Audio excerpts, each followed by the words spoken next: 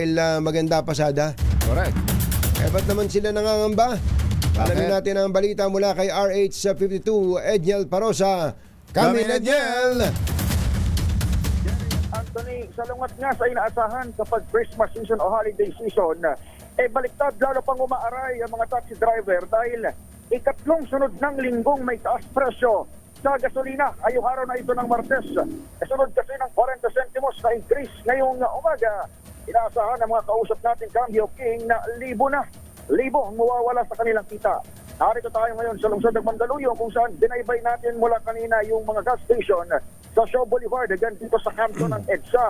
Yung pinakamahal pa rin ay 59 pesos, halos 60 pa rin ito. 59.59 sa Shell, 58 pesos, 58 centavos ang sea oil.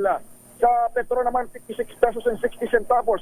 Habang yung Phoenix ay 55 pesos at 60 centavos.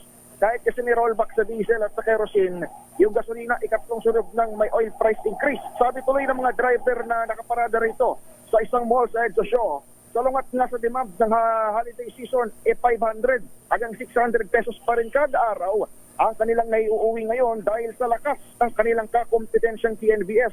Kaya doble dagok ang sunod-sunod na oil price hike habang papalapit. Ang dapat sana ay masayang Noche Buena. Pakinggan natin sila. Tayo mo, napunta na sa gas. Di ba? Magkano na nawala sa inyo, sir? 3 linggo na. Oo. Malaki na rin, oo. 3 linggo na. Buti sana kung maraming pasahero, walang problema. 1,600 ang gas kahapon. Tapos. Kumbaga sa ano, medyo tumaas ang gasolina ngayon. Ay ngayon, nagtataas pa. Wala na kami kinikita. Tataas na naman ang gasolina.